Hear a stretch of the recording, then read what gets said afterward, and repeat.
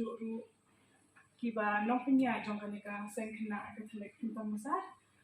Dengan ai ku boleh ya gitu kibala pas pai kan ke exam class 10 ba class 12.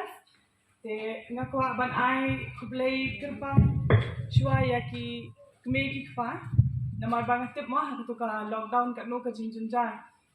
Te di kemeki kpa de ka jing senran jong ki kemeki kpa jong pi baro baran hamne ba ka jing trish tong jong pi ba pila la pat pan poi hakani ka thong ka jong ka jing job.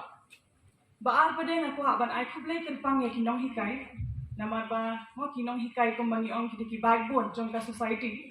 So hearty congratulations to all the teachers. Ibala trish tong namar ba nga sung thu bhaba hakani ka lockdown ka no jing jari ki nong hikai ru.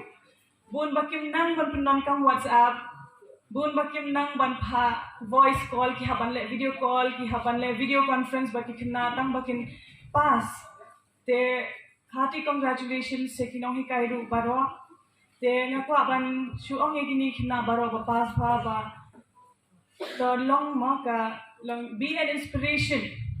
Ya baro gitu ki we ki Khynnah pat bansa ki juniors jong phi mo be an inspiration. Kana mamikiru ken pet ye phi but kinyo ken kata kanuksa ka bha. Kumbo ong ru I ram bashnong barang buram mane. Kam dei ka ba phin poi shi khmat Hynrei long ba phin yo kam ne yo jam Hynrei ka dei ban kong do ka dei ba phin long shwa ki Khynnah ki ba tipsni ba ki ba phin I nuksa pat ya ki juniors jong phi ban wan